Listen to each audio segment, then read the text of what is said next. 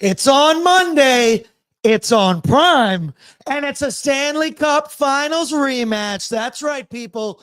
The Edmonton Oilers taking on the Florida Panthers for the first time since June 24th, 2024. A day that has been haunting my, I guess, nightmares, you would say. Not dreams, nightmares for months now. But hello and welcome to Pre-Gaming with Bordzy, brought to you by Sherwood Ford, the Giants. And Pre-Gaming is a presentation of Bet365. Download the app today and use the code NATION, N-A-T-I-O-N.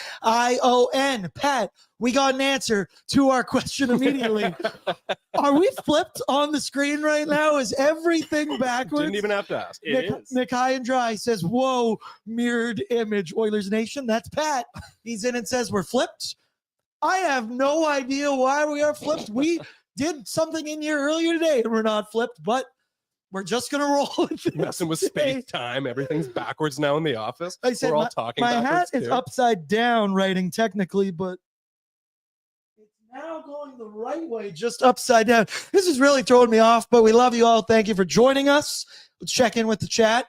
Sasky Oil fan, who I believe we met on Thursday. Was this the man? Let me know, Sasky. Was that you that I met? He said, what you drinking? Still tequila and cran because I am a girl who loves tequila. Oilers W incoming. Mark is in with a simple cup, yeah. Cup, yeah. Simon, keep the good times going. Let's get another win. Fighting Amish said LFG Oilers. I smell a sweet revenge game tonight. Tammy said grooming dogs while waiting for Bordzy. I then made a joke and said grooming with Bordzy, which no, out of context. That does not sound right. So we're not going with that. And a lot of people lance in the OG with a little bit of cup year. Eric also says I smell weed. Well, You're not here, so that might be a you thing. It's strong. You can smell it through the screen. But I'm also like, is that me? Pat, vibe check. We're good in here? I think we're good. Okay, I think we're good in here. And I'm joined this evening by Cam Lewis Coomzy. Coomers, how we doing? It still feels weird to refer to the Florida Panthers as a defending Stanley Cup champion, having grown up in the Ole Jokinen days of the Florida Panthers, where they were nowhere near competitive, and it was just like a retirement home for NHL players to go in their mid to late 30s and be like, I'm going to put no effort in. The current Florida Panthers are much different, and it's now a game that we circle on the calendar, which, I mean, imagine telling somebody 5 years ago, oh yeah, like you're gonna be real fired up for this game against the Florida Panthers on a Monday. You're gonna watch it on Amazon. Be like, what? Imagine explaining all that to somebody 5 years ago. It's quite different, but it'll be an interesting one for Edmonton. They're playing their best hockey of the season, and I mean, Florida, they had an interesting start to the season. Of course, like they had their 7-game winning streak, but also a big trip to Finland. That's pretty exhausting. Like the Oilers, they played like deep into June last year, so not the best start really for the team. They're 18-11-2. They're in a cold streak right now. Haven't scored in their last 2 games, so they're fired up. They're ice cold. It feels like good timing. We've talked about this gauntlet a lot for recently. You know, Tampa, Minnesota, Vegas. Then you get Florida. Then you get Boston with that letdown game against San Jose. I'm including that in my gauntlets. But the Oilers, they're playing great hockey right now. And as you said, the Florida Panthers can't buy a goal right now. But we do got to talk about it. We kind of got to rip the Band-Aid off a little because we're taking on the Panthers since first time, June 24th, 24 wounds. They're still fresh. Memories, they are still there. But as I made the joke to you, it's game 8 for as far as I am concerned. Looking to even this one up and move it back to Florida. But I have tried to block these memories for the last several months. I've really gone out of my way to avoid talking about it, avoid thinking about it, avoid seeing it on my Instagram feeds and whatnot. And then, boom, first thing this morning, I roll out of bed and I see the locker room clip of Connor McDavid and the squad. Silence, painful silence in that room. You hear the Conn Smythe Award being given out with the camera on McDavid. He doesn't move a muscle. It was painful. And he said, we can't ignore these memories, right? Because they happened and we're going to have to use them to try and get back there this year. That's something that the Florida Panthers did exactly last season. They lost the Las Vegas Golden Knights, but they came back the next season. And tonight, it's rematch time. It's revenge time. I saw a lot of that in the chat. I don't know if you'll ever fully get revenge unless you were to meet in the Stanley Cup Finals. And even then, I might say you're just getting even. But tonight, hey, I'll take whatever I can get because this one, it means more. We know that the players are going to say blah, blah, blah. It's another regular season game. I don't believe a word out of their mouths. This one means more to them, means more to me, means more to the fans. I know for sure. And the game's also getting top billing, if you will, on Amazon Prime. I saw somebody in the chat said, can't wait for the next 49 games of Oilers hockey to not be on Amazon Prime. Pat, did you let your dad know that it's not going to be on TV today? Yeah, I had to convince him that it wasn't going to be on the TV for the third time. So when you buy the game on Amazon, they put it in a box and send it to your house. Like, I don't get it. It's like old Netflix. It's like old. You get the game on a VHS. You have to rewind the game before you send it back. Okay. There's only one copy and it has to circle around. Yeah, but as I mentioned, right, there's plenty of bad blood. We're going to see it on Amazon Prime. And, the Edmonton Oilers, they came one game shy. Coomzy, how are you dealing with the Stanley Cup Finals heartbreak? Have you been blocking it out of your memory? Where are you at? It's a weird one, honestly, like it felt so much like the one in 2006, the whole thing. It was, 2006 didn't have the 3-0 comeback, but it had the 3-1 comeback. Yeah. It had the drama, and then it had the suffocating Game 7 on the road, just a very similar essence.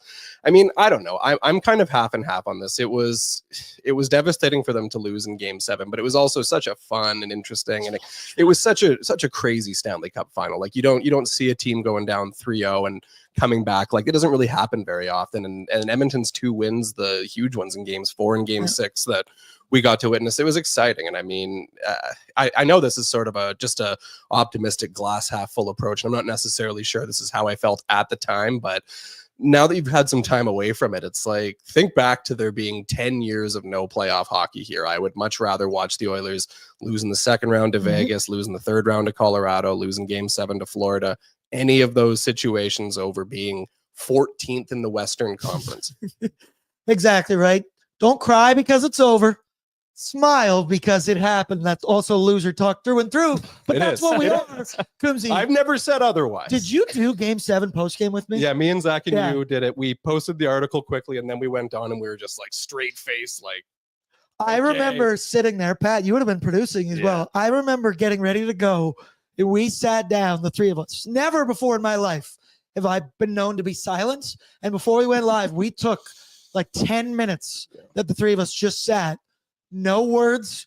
Pat was just looking at me, and I'm like, I'm not ready to go yet. I'm not ready to go yet. I need to get my tears out of the way first. And toughest post-game show we've ever had to do. But like you said, loser talk, but it's a good problem to have that you get that far. And you end up losing. Bo's in, says, I don't like change, Bordzy. You belong on the right side of my screen. Other producer Bretson says, why is Aaron on the other side? I don't know how to feel. I don't know how to fix it. So we're just going to deal with this, and we're going to, and I also like Pat's response, or not we're working on, but you said we're flipping the script. Yeah. That's good work right there. That's a company man.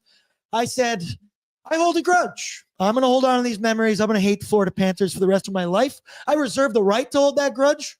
I've been hating on the Carolina Panthers for 18 years now. Is that 18 years? Yep. Quick math as well.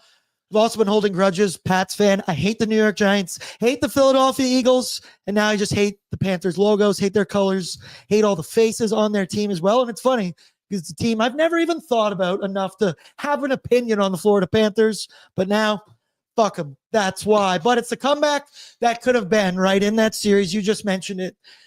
Started out brutal. We were just talking about how Game 4, we were down at Greta, and I called it the Super Bowl. I just wanted one win.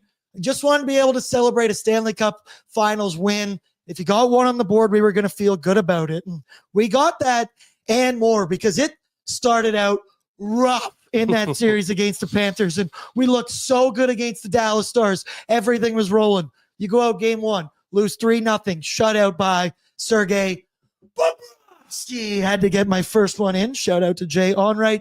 Then it was a 4-1 loss in Game 2. 4-3 loss in Game 3. I believe that was the one where Sergei Bobrovsky stood on his head throughout that game, and he was on his bullshit, right? The storyline was the Oilers, are they going to be able to score on this guy more than twice? Are they going to be able to beat him, solve Bobrovsky? Because he was on the case, as Jay Onright would say. And then, bang, they found the recipe. 8-1 win in game 4 for that aforementioned Super Bowl of mine, a 5-3 win, then a dominating 5-1 win in game 6 that I think we all knew they were not going to lose that hockey game on home ice with those fans going, right? And in that one, and for those 3 wins, Stuart Skinner, he was locked in. The PK was absolutely elite. And it was, like you mentioned, kind of the greatest roller coaster I've ever been on, regardless of the result.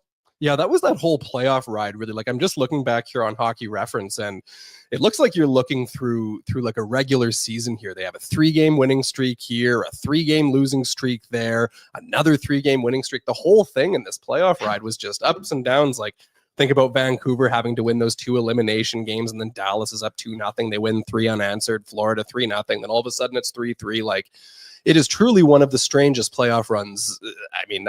I haven't really been like hard focused on that many NHL teams and their playoff runs. You know, we care about the Oilers and that's what we care about, but I can't think of a playoff situation where teams were doing things like this. And I mean, it was just such a weird, interesting ride for the Oilers. And I feel like for all the players that were there and that were a part of that run, I think they learned something about their games and something about who they are as a team and what it takes for them to be the team that's going to get over the top. Because I mean, winning those 2 games against Vancouver, even 6 and 7, and then Dallas, taking down a team like that, all those elimination games they were playing against Florida. I mean, not every player returned from that run, of course, but for all the guys that are still left here, I mean, like, that's a learning experience on how to win those games that you need to win. We asked Louis DeBrusk today on ONE, and this was for this season. What have you learned through the first 30 games or whatever of this season?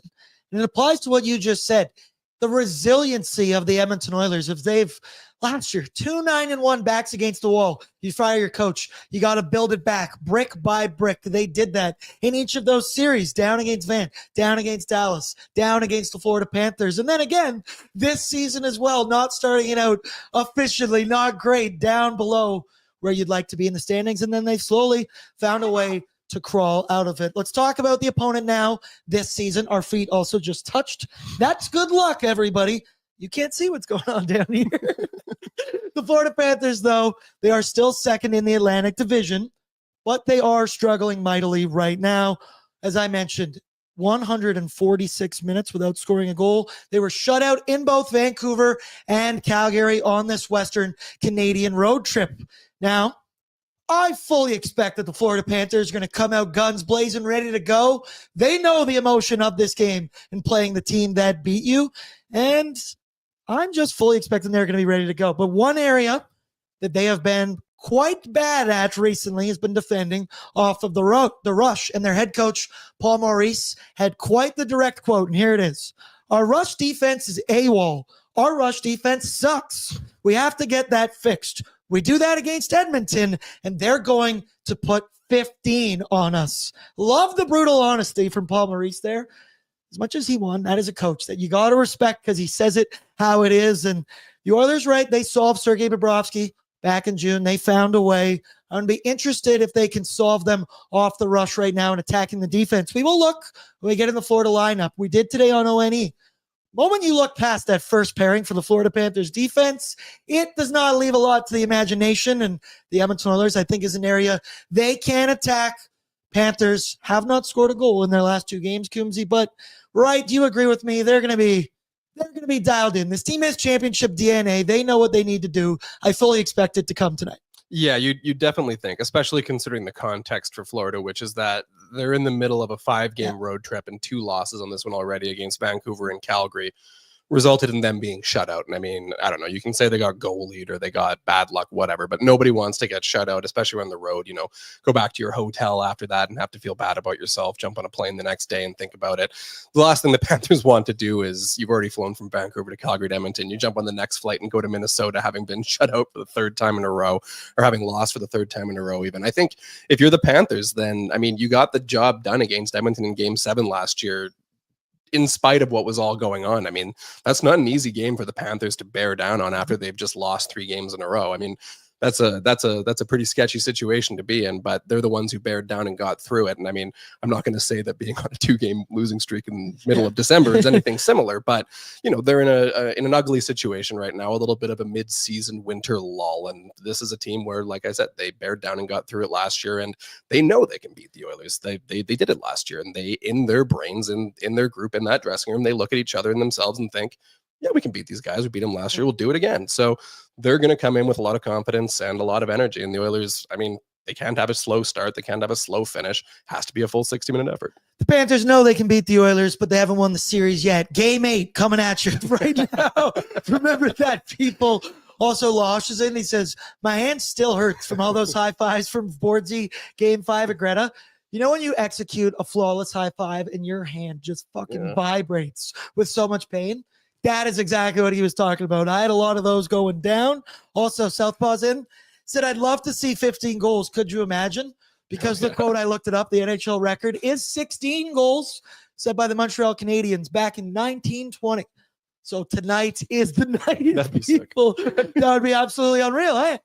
Not even surprising, tongue-in-cheek, because the Edmonton Oilers are rolling right now, man. They are playing by far their best hockey of the season. 5 wins in a row. And as I mentioned, against some serious competition. Tampa Bay Lightning, Las Vegas Golden Knights, Minnesota Wild in there already. And it's kind of reminiscent of the Oilers in the playoffs, like I said.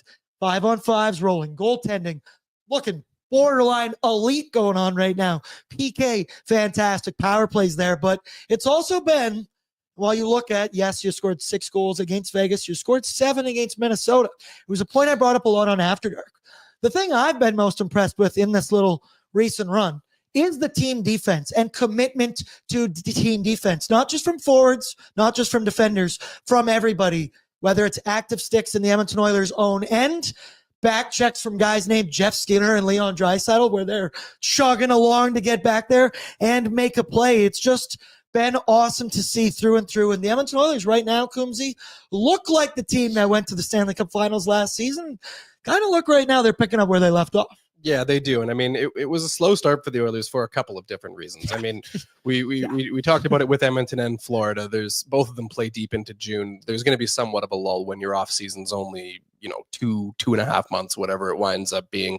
The Oilers played what would have wound up being 100 games in 2023-24. So slow start. Yeah. And then of course there was also a handful of movement in the off season. I think there was some movement that was expected, guys like Warren Fogle, Vinny Desharnais, but later in the off season, Dylan Holloway and Philip Broberg, I don't think anybody on the Oilers really expected those 2 players were going to move on. And it took some time for the Oilers to plug those holes, and it took time for some of the new players to kind of find their groove, like a guy like Ty Emberson looked a little shaky in his first few games with the Oilers, but now he's found a home playing with Brett Kulak, who's been fantastic. Troy Stetcher's not really a new player because they acquired him last year, but since he was injured, he didn't play very much with the Oilers last year. He didn't get much of a chance to learn any line mates, and he's been playing with Darnell Nurse, who, again, another guy who's been fantastic. No one's complaining about his contract this season.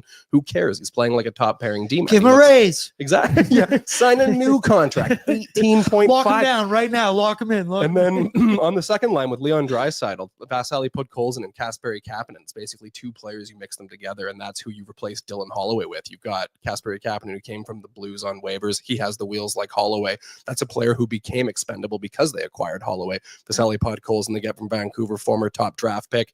He's, finally making good on his potential in Edmonton. So it takes a while for these guys to fill into their spots, but the Oilers have a strong coaching staff with Chris Knobloch, and I think that the group has found their groove now. I'm not sure that I'm going to say there's not going to be a single lull for the rest of the season. There'll be a cold streak. There will. It's fine. It's a long season. There's plenty of time for something bad to happen. But right now, they even with the new players, the new faces, they've found their groove. They look right now like a team who can beat anybody in a 7-game series. They really do. I'm also laughing at what Lance said about 1920. I'm not going to read that out loud. But Fighting Amish said 1920 when you could smoke darts on the bench. That's probably what led to 16 goals. Or the goalie's not wearing equipment, helmets, just sucking in general. But we're looking for 16 this evening. Let's go now to our Wilhauk Beef Jerky need to know information, because only the finest tasting meat products earn that sweet, sweet Wilhauk name. Made from 100% pure Alberta beef. Their jerky is aged, seasoned, smoked, and marinated to savory perfection. They gladly fill orders of any size You can gladly find their jerky, sausage, and other products exclusively out of their Leduc location. For more information, go to WillHawkBeefJerky.com. So on the Edmonton Oilers side of things, need to know right now, we're going for 6 right now, longest winning streak of the season. The Oilers currently sit 3rd in the Pacific. Vegas beat Minnesota yesterday, so now they're back to 5 points out of the Oilers. But the Oil do have 1 game in hand, and they are 1 point behind LA for 2nd in that Pacific Division. Hi, Pat. Hey. Nice. Good to see you there. Good to see you there.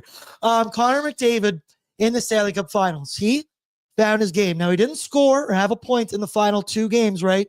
But he had 11 points in 7 games in the Stanley Cup Finals, 3 goals, 8 assists. The next closest player was Warren Fogle with 5 points. Not great. Zach Hyman had 2 goals. Nuge only had 2 points. And Leon Draisaitl was kept largely in check. He only had 3 apples in those 7 games. But right now, Leon Draisaitl is red hot right now. He's a cooking. He is a rolling, riding a 5-game point streak where he has scored 13 points, 5 goals, 8 assists. You look here, the Oilers points leaders right now. Yes, Leon has played a couple extra games than Connor McDavid, but he is rolling it. Look at that drop from 2 to 3. That's insane. 3.9 from Connor tonight, none for Bush, and he's going to be doubling up on 3rd place on this team. And a little other note, we know how the Stanley Cup Finals went. During the regular season last year, the Oilers went 0-2 against the Panthers. They were outscored 10-4 in both of those meetings. Who cares? Throw it out the window. We know this team from the Stanley Cup Finals. We are expecting no changes to the lineup this evening. Evan Bouchard didn't skate this morning, but he's going to be ready to go. And can you believe it, gentlemen? Pat, we also have a tweet for it. Victor Arvidsson was on the ice today at morning skate, or someone who looks like Victor Arvidsson wearing his jersey number was out on the ice. He's not going to be ready to go and practice just fully, but he was skating up and down the ice. He was actually taking line rushes in Evan Bouchard's spot with other defensemen. Whatever, as long as he's out there, and I know that he can move his body, I'm starting to feel a little bit better about this. He's a real person. But I don't actually know that. I need to get up close and personal to know if that was really Victor Arvidsson or we're cloning. Stuart Skinner, he's expected to get that start. He has a .941 save percentage over his last 6 games. And in the Stanley Cup Finals, bang, Stu had a .908 in 7 games against the Florida Panthers. So you give me .908 tonight, you're going to feel pretty good about your chances. On the Panthers side of information for reigning Cup champs, right? That does suck to say. That just doesn't feel good. 18-11-2 on the year. Pat, can you pull up the comparison once again just to get a look at that? 2nd in the Atlantic. They're 6-3-1 in their last 10. But their numbers, as we see and we're used to by now, the opposition has a ton of yellow on it. They are 6th in goals per game, 4th in shots per game, 7th on the power play, 8th in shooting percentage, 10th on the PK. So moral of the story, regardless of their last 2 games, they are looking pretty good right now, and they have the potential to repeat. Of course, Sam Reinhart leads this team in both goals and points. He's got 19 goals, 4th in the entire NHL, 39 points. And, dude, they're deep. As we know, they're top 6. They got guys who can score. Matthew Tkachuk, 30 points in 26 games. Barkov, 29 and 22. Verhaeghe, 23 and 31. And Team Canada member Sam Bennett has 26 and 30, including 13 goals on the year. We've mentioned their road trip so far. They have yet to score a goal. And we're going to get Bob. Hopefully he's off the case tonight. But Sergei Bobrovsky will be in the crease for the Florida Panthers. He got the night off Saturday in Calgary. He's 13-6-1 on the year. 287 goals against with an .892 save percentage. But as we remember, was Bob outplayed by Stuart Skinner in the Stanley Cup Finals? I don't think either of them were the key parts of that series. I think Bob for the first couple games but then he fell off. I guess he technically outplayed Skinner in Game 7, but to me it was 2 solid kind of goalies in that right? game. It was I don't think either one was heads and tails better than the other. There was a combination of good games and bad games from both. I guess if we were to compare numbers, 7 games, Bobrovsky had an .898. And Stuart Skinner, as I said, had a .908. He had that shutout in Game 1, and it was the huge. dub in Game 7. And like Bobrovsky won them games. Yep, Granted, he did. Stu, helped us do that as well. But there's your need to know information. We'll let you know lineups in just a little bit. Let's go now, though, to our Sherwood Ford Giant storyline this evening, brought to you by Sherwood Ford the Giant. Tired of dealership hassles? Well, Sherwood Ford and Sherwood Park is all about convenience and upfront pricing with their Giant Deal program. Get clear, no-nonsense pricing on new and used Fords online with all incentives included. Plus, enjoy the ease of mobile service, free pickup and delivery, and same-day or next-day service appointments. You can throw them in the chat if you've got a storyline, something you're looking at this evening. Curious if you'll find it. Pat, did it work for you? I don't think so. Yeah, it didn't work for me. We were going to see if that worked, and we tried something, if it would unflip the screen. Nope. Well, we're trying, people. We're Try trying. putting the camera like upside down. We good. My hat will read properly then. My storyline tonight, right? And it's kind of a cop-out. I got a key to victory and a storyline. My storyline, revenge. One word. You can't get revenge. You can't avenge your loss. But as I said, I'm petty as shit. So I need the Edmonton Oilers to go out there and find this win. I think the fans, for a Monday night game in Edmonton, 6:30, a little bit earlier, Oh, yeah. I think it's going to be the rowdiest A little bit of a Monday buzz, right? crowd that you're going to get in a very long time. I think 2/3 of Oilers Nation Yeah. is going down for this game tonight. So we know they're drinking Odd Company Nation beers. They're going to be screaming their lungs out. So that's my storyline, obviously. Can't really think about anything but that. My key to victory, I think, is going to be attacking off the rush, using your speed, or just abusing those defensemen, those final four defensemen, not Forsling and not Aaron Ekblad. It's going to be going at the rest of those guys, playing with speed. Maybe you'll set the NHL record of 16 goals. Would be sweet. I'll take 5 of them as well. But my storyline is revenge. And then key to victory off the rush. Do you got a storyline? Do you got a key to victory? I'd say the key to victory, I think it might be a cup, but it might be just an easy one. But I think dominating performances, elite play from Connor McDavid and Leon Draisaitl on the top 2 lines. I think that, like, I'm not going to go back and say that the Oilers lost the Stanley Cup or they lost Game 7 because those 2 guys didn't show up. I'm not going to say that. That's absurd. They did a lot of lifting throughout that playoff run, and at the end of the day, Florida shut them down a few times during the Stanley Cup final. And I think throughout the offseason, I would imagine both those 2 players, Connor and Leon, have thought about those games that they played where they were held off the score sheet, especially Game 7 when they weren't able to produce that offense the Oilers needed. And I think that's something that's going to last with them for a while. And if I look at the Panthers, and I think that what I see about them and what I think makes them a strong team and made them a strong team last year as well is that depth at the middle. They have Alex Barkov as the number 1 center, and then Sam Bennett there, chippy, frustrating player, Anton Lundell, basically Barkov Jr., very good defensively. The Panthers are really strong down the middle with their centers. So the Oilers are going to need Connor McDavid and Leon Draisaitl to just step up and beat those 3 centers. They're a hard team to go up against, but the Oilers are a hard team to go up against as well when they have 2 of the best players on the planet, maybe number 1 and number 2 for best players in the league, given how they've been playing lately. Absolutely, Pat. Don't worry about it. We're reversed. Don't worry about it. We'll be whatever. fine. I'm just chatting. Yeah, exactly. Doing great job. Doing great job on the scenes. Also, throw down your courtesy like people. Come on now. We need every little bit we can get here. Also, like Lance, jiggle the cord. I tried that. We've tried turning it off and turning it back on. After that, we've tried nothing, and I'm all out of ideas. Let's take a peek now. Projected Edmonton Oilers lineup this evening.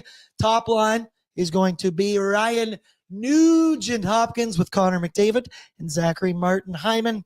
No reason to change anything in this lineup with the way he's been playing lately, and even keep Stu in there. Keep everything the same as Saturday afternoon. Almost said Saturday night again. Vasily Podkolzin in second line with Draisaitl and Kasperi Kapanen.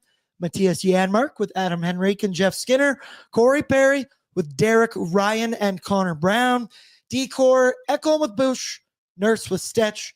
And Brett Kulak with Ty Emberson.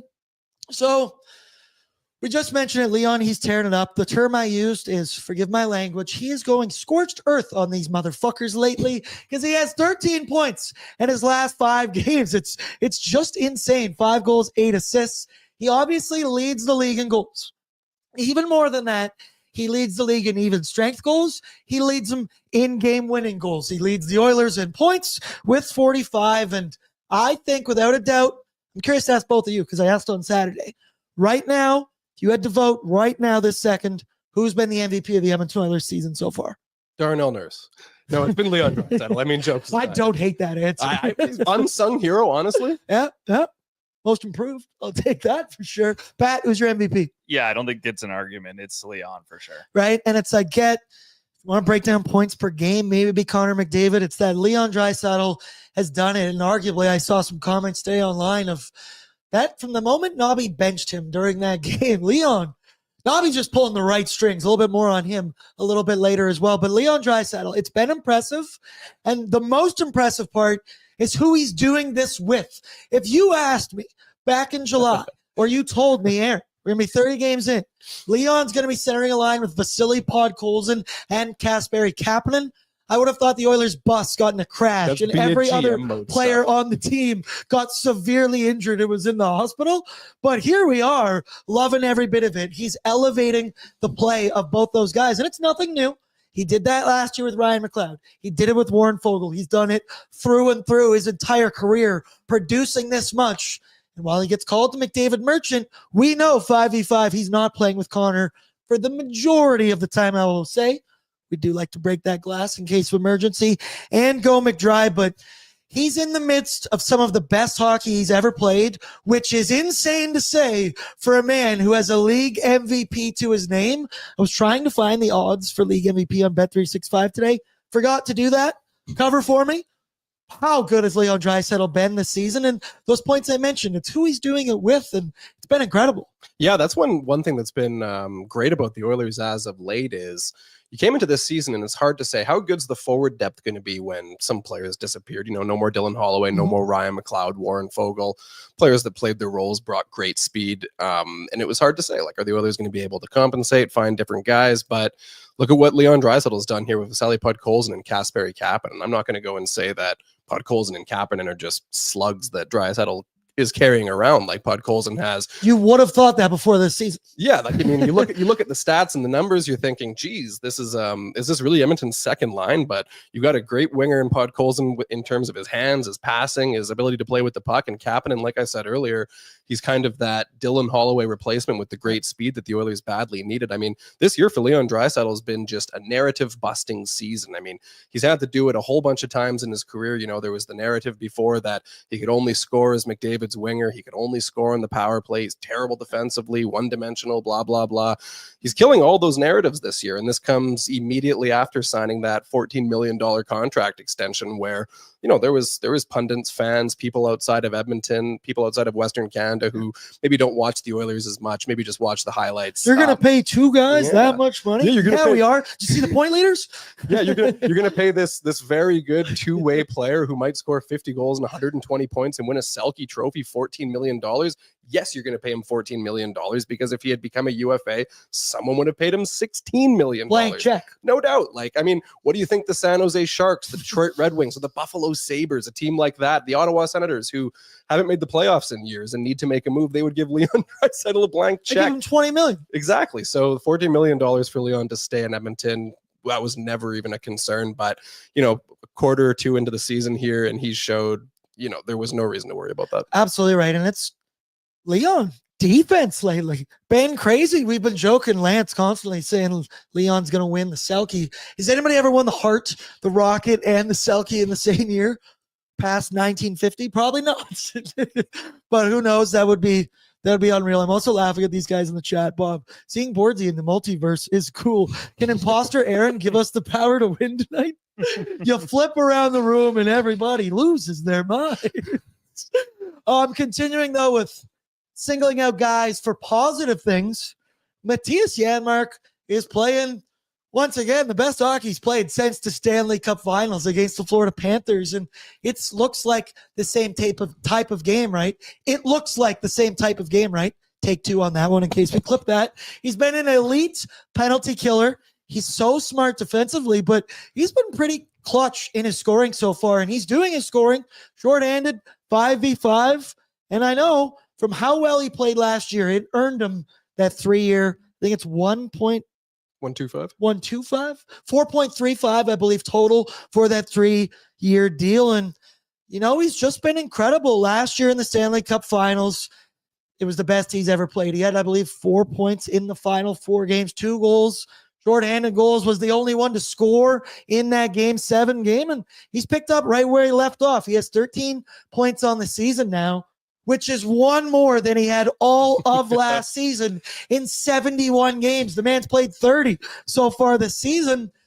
Obviously, in the summertime, we all know Yaremchuk's opinion that it was on Matthias Janmark there. He didn't like the deal, wasn't a huge fan of the player.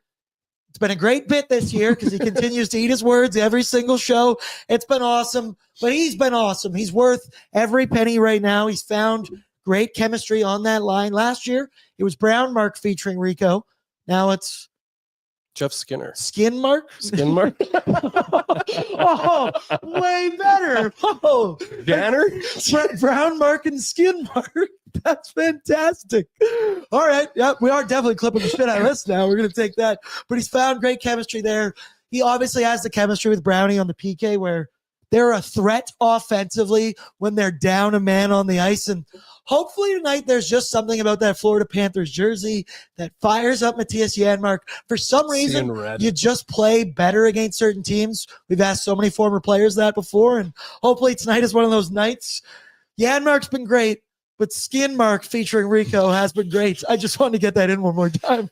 Janmark, I don't understand the angst against this player, man. Like every time he comes up and every time that it gets mentioned that somebody on the staff, whether it's Tyler, Zach, or whoever it is, that thinks Janmark's, mediocre, replaceable, forgettable, whatever it is. I mean, I can remember at the beginning of last season, everybody was so ready to throw Janmark on waivers for Raph Lavoie, and it was, Adam Ernie can be as good as Janmark is in the penalty killer, whatever.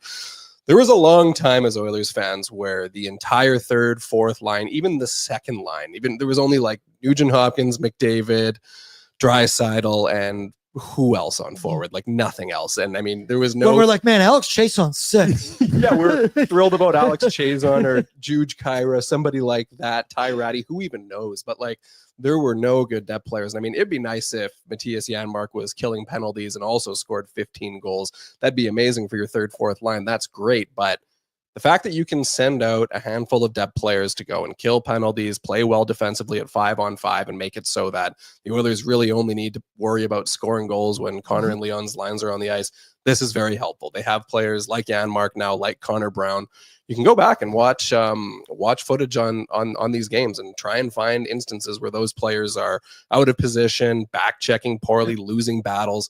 Yeah, they might not be scoring, and it might sound very cliche to say these things, but we've watched for years where the Oilers, there were players on the ice that they wouldn't win a single race to a puck. They wouldn't win a board battle. They were never in position. And Janmark, Brown, yeah, maybe they don't score 15, 20 goals, but they do those things. They know their role. They own their role. And I keep saying, like, yeah, you think of, your typical bottom six line sometimes is like defensive and tough and big bodied. And that's what the league used to be. Right now, you could not get scored on, but produce a little bit here and there like they do while taking ownership of the penalty kill and specific special teams units. All the power to you. They're also naming Gaetan Haas, Joachim Nygaard. We're a couple of minutes late. Never forgot Haas. Thomas Nosek. The screenshot, Jesse Joensuu. That's one for me right there. I was a huge believer in Jesse Joensuu. Yeah, I believe in him and Timu Hartikainen. Timu Hartikainen. He was an answer to the trivia question on Thursday. You also mentioned Adam Ernie's name. Hadn't thought about him once. I had to check it up. 10 games in the AHL. He has 1 assist. Damn. The people's elbow. I called him Ernie's elbow all of last season when he dropped that elbow. But continuing Oilers talk, during right now, I'd say the last 11 games-ish has been where I started this heater. They are getting contributions from absolutely everybody since in their last 11 games. 15 different players have scored a goal. 11 have 2 goals. 7 have 3+ goals. Dry has 21 points in that stretch of 11 games. Connor has 20. But get this. Every single player has at least 2 points in their last 11 games. It takes a village to get to the Stanley Cup Finals. And right now, the village of the Edmonton Oilers, top to bottom, is cooking. They're rolling. And it's kind of crazy, right? You look down the lineup. There really isn't a weak spot right now. I'll say there's not an area that you're like, oh, I don't trust that line or I don't trust that defensive pairing. We've seen Nobby rolling lines here for a little bit, maybe. excluding Derek Ryan. I will leave out of there a little bit, but it's evident by Nobby's commitment to the same lineup game in, game out.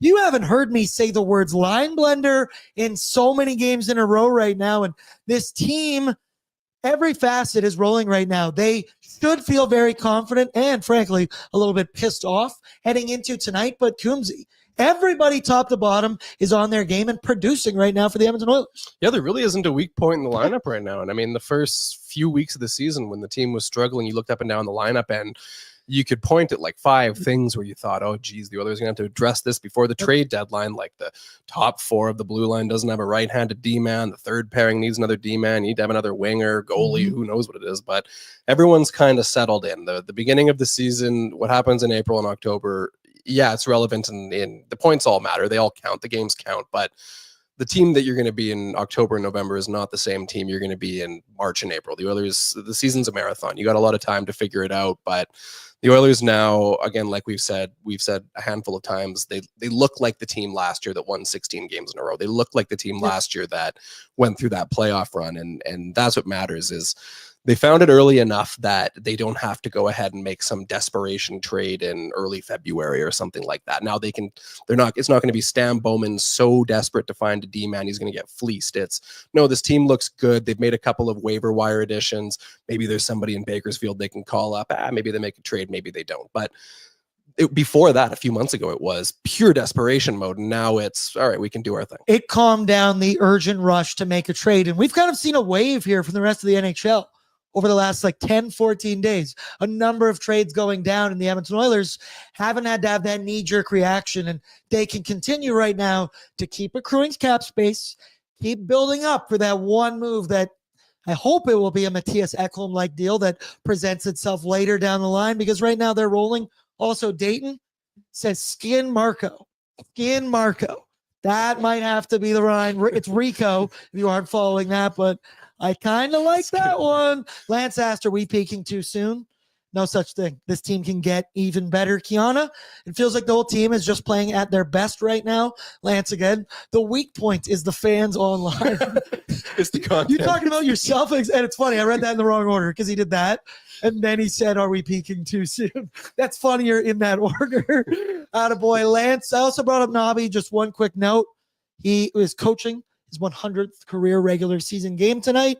He's 64, 28, and 7 through 99 games. And if he wins tonight, we'll have the 4th most wins by a coach in their first 100 games. Do you know who first is? Did you read the article today? Former Edmonton Oilers coach Todd McClellan back in 08-09. He won 65 with San Jose back in 09. So boom. Or sorry, he's 4th. He's the one that he would catch. But Nobby, come on now, he's been fantastic. His tenure has been fantastic. The one thing that I need him to get love, shout out to Gregor, the game day breakdown. It's in the description of this YouTube show. But he was breaking down how Nobby came in and didn't bring any of his own guys, came in mid-season, tough situation. Yes, you have Connor and Leon, yes. But he had never worked with Paul Coffey, never worked with Glenn Goldson, never worked with Mark Stewart, never worked with Dustin Schwartz. Had, I guess, the opportunity over the summer to bring in guys of his own if he wanted. Nobby said, no, brother, I know it when I see it. And he's found a way to work with these guys. And Nobby, we love you. You've been fantastic. Gold star. Last layer was hashtag in Nobby we trust. That still applies right now. Before we get into the goaltenders, I want to give a plug to Odd Company Nation Beer Everyday Lager. Perfect for game day. Perfect for every damn day as well. You can find these, both Odd Company locations in the Edmonton area, or go to liquorconnect.com. Find out which local liquor stores are carrying this, or as I always say, tell your local liquor store attendant to order these. The one right by my house. If you're introduction, I'm not going to say where I live on the show. Shit, got pretty close there. The one by my house, I went in on the weekend, and the lady goes, Aaron, she knows my name. And she's like, look, we got them. They ordered flat on flat. So shout out to them. That was close. Okay, my address is, no, I'm kidding. Go to Starting Goaltender Report, brought to you by Sherwood Power Sports and Marine. Hit the trails this winter and the waves next summer.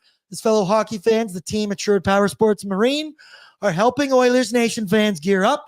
You can get an ATV for as low as $50 bi-weekly, or a boat for as low as 105 bi-weekly. Power Sports Marine are hockey fans, helping hockey fans get set for their next adventure with motorcycles, quads, e-bikes, boats, scooters, you name it, for adult toys.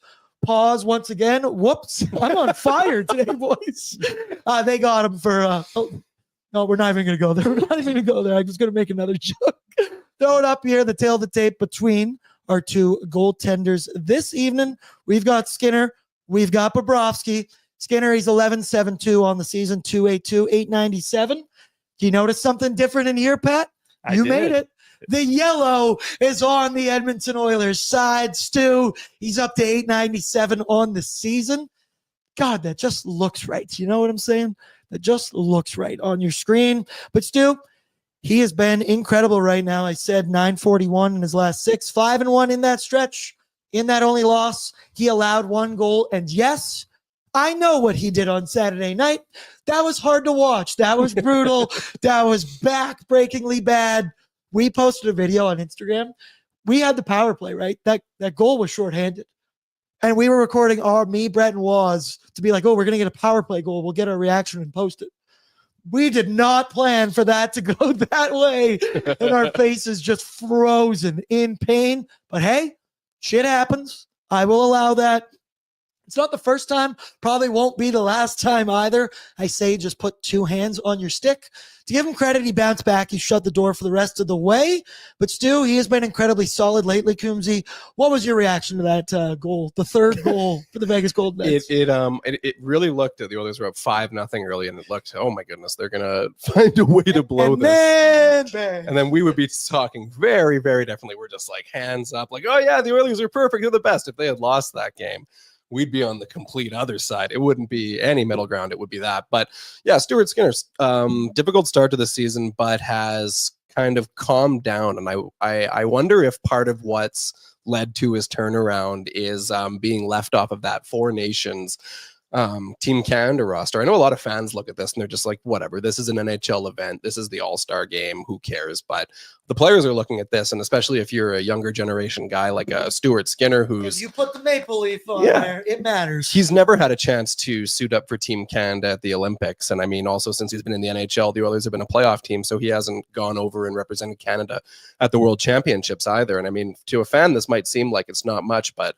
look at all the players that go over and play for Canada in the Spengler Cup when they're playing in Europe. Like, any chance you get to play for Team Canada, any player's going for it. And Stuart Skinner, when he got beaten out for that team, you look at the goalies that they chose and say like Montreal's Sam Montembeault, you look at a name like that, you know, you were Stuart Skinner and you were just in the Stanley Cup final. You think, yeah, I'm probably going to be one of those 3 guys. And then he doesn't get it. And he had a great quote after the Oilers beat St. Louis that game when it was the return of Holloway and Broberg, and Bennington, of course, was the other goalie. In front of Doug Armstrong. Yeah, I mean, exactly, yeah. And he said, Stuart Skinner says after the game, I'm happy that I beat Benner because we won the game, but he beat me out for Team Canada spot for a reason. He's a hell of a goalie. You just kind of see it for what it is. I didn't get picked, and that's all right. It gives me an opportunity to keep working. Like, the quote doesn't make it seem like, oh yeah, I'm pissed off I didn't make Team Canada. It's just, here's, you know, me being competitive, and I'm not going to be bitter. I'm going to be better. Yeah, exactly. I'm not going to be bitter. I'm not going to sit here and be upset, but I got to try harder, and I want to be the one representing Team Canada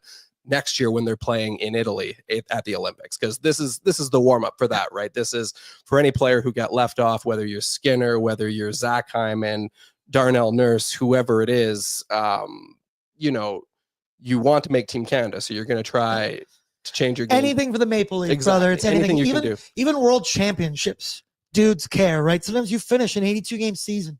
They'll still go out and play more hockey because they want to and represent their country.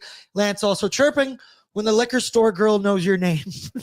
It's because I'm super friendly, not because I've been there all the time. Also, Kiana said I just popped one open. A Nation beer, 10 out of 10.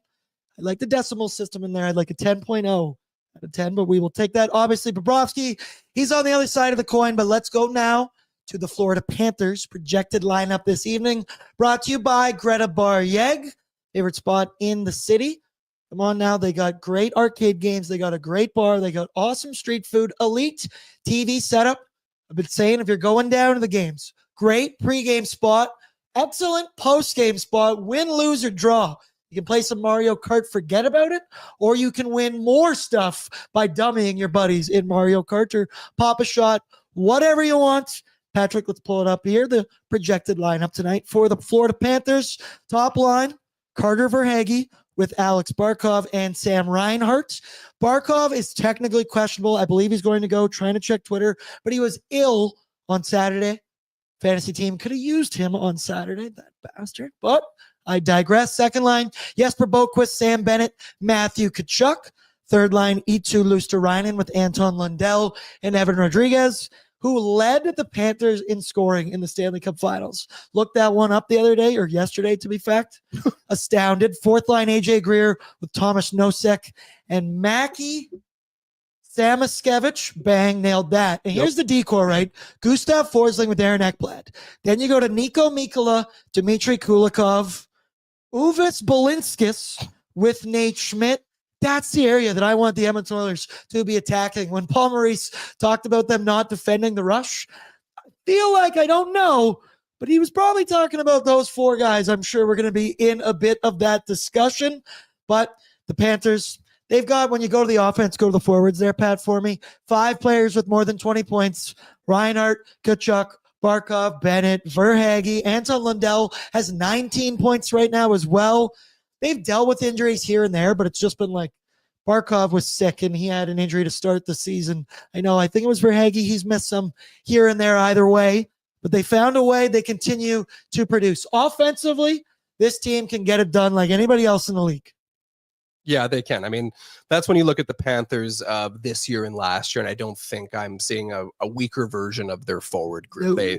They still have all of the kind of main players they did last year that made them a scary offense. Like I was talking about a few points ago, those top centers they have, that makes them so deep. And I think we did just get an update that Alex Barkov won't be in the lineup tonight, but I'm not 100% sure. I don't have Twitter open. I just have Daily Faceoff open, and they have Lundell as the top center now. But the defense, not the same as it was last year either. They lost Oliver Ekman-Larsson in free agency. He was an effective veteran defenseman who moved the puck well for Florida, and Brandon Montour as well, a defenseman who, again, skated well, moved the puck well. Neither of those guys were stalwarts defensively, but they're two guys that would pass the puck up well, good first passes, get things moving. So I think that's one area of, I don't know if I'll call it weakness, but something that's been downgraded for Florida from the Stanley Cup to now is I don't think their defensemen move the puck quite as well, and I think that kind of hemorrhages their offense slightly. You're totally correct. 3 minutes ago, I'm seeing here from RotoWire, at least. I don't take my word for it. We're going to go that he's out because, no, I think so. So that's awesome. Still ill. Not great for my fantasy team, but who gives a shit, brother? I'm all about the Edmonton Oilers right now. When you kind of look to that forward group, who would be your player to watch tonight? Pat, can you pull it back up for me there? For me, probably going to cop out and say Sam Reinhart. You lead the team and points and goals, but Carter Verhaeghe, to me, is a guy, he can snipe. He's kind of underrated. He's a guy that can find the quiet areas, right? Like, that's something I've said is very good about Kasperi Kapanen, I've noticed, like a Zach Hyman, right? So much of this other attention can be played to these other guys, and you kind of just forget about Verhaeghe at points. He's going to be my player to watch tonight. What about you?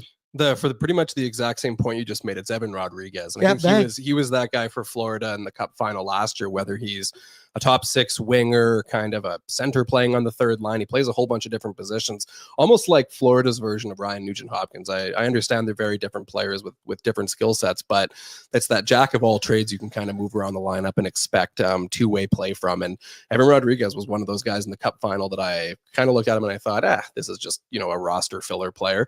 And then I watched him in the Cup final and thought, damn, I did not appreciate your game. He became public enemy number 1. Yeah, sorry. Yeah, I was not familiar with your game. Familiar with your game at all. My apologies. With the Portuguese spelling of Rodriguez.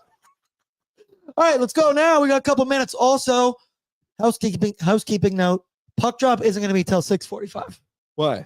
I don't know. Jack Michaels tweeted it. Amazon Prime doing Amazon. They got to deliver the game, man. You have to make sure everybody's TVs at home are synced up.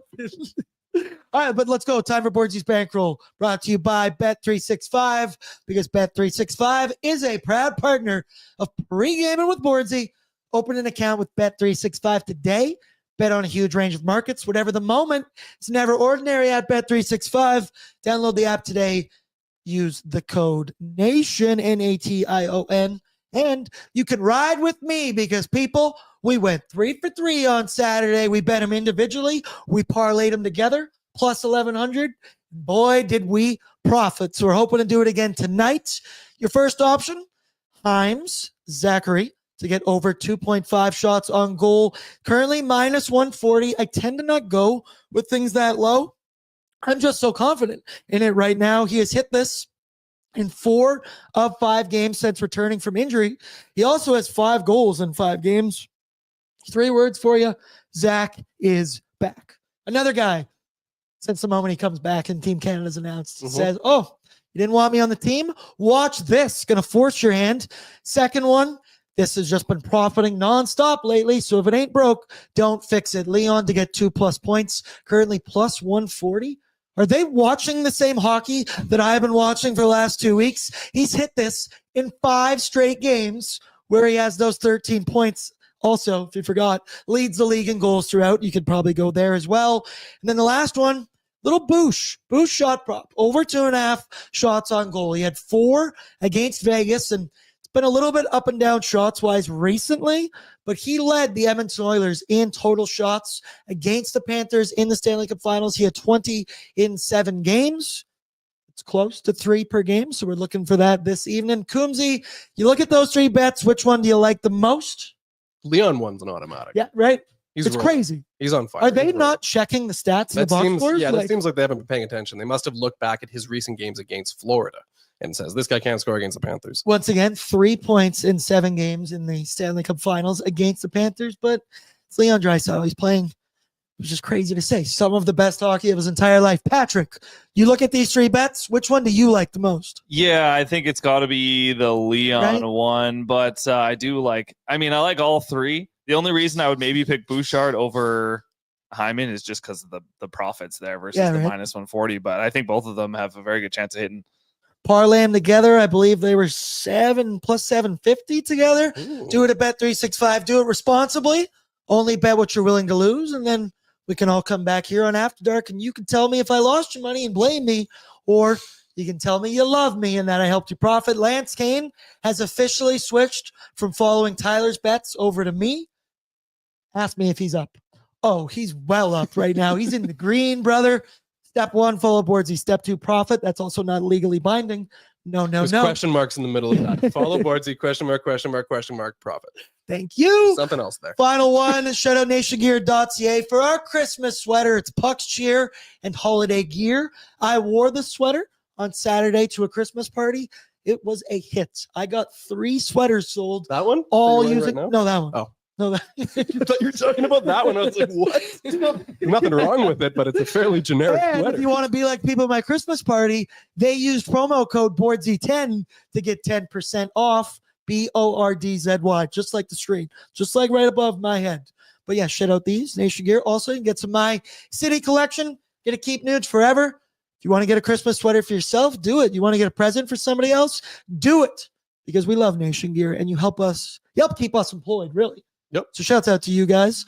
Final one, we will be here live right here on the ON YouTube right after the game, breaking down what we hope to be 6 wins in a row for the Edmonton Oilers. Me, Coomzy, Patrick, Puff final.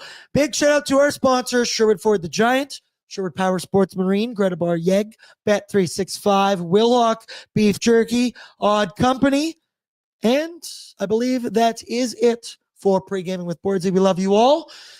Come in, talk in the chat during the game. Throw down your courtesy like right now, and then during the game, talk in the ONAD chat. I'll try and get in there as well, and throw down your courtesy like in there. We need all the good luck we can tonight heading into this one, because this one means more as the Edmonton Oilers take on the Florida Panthers for the first time since June 24th, 2024. I love you all. Good luck out there on the Bet365 Battlegrounds, and we will talk right here after the game. Good luck, everybody.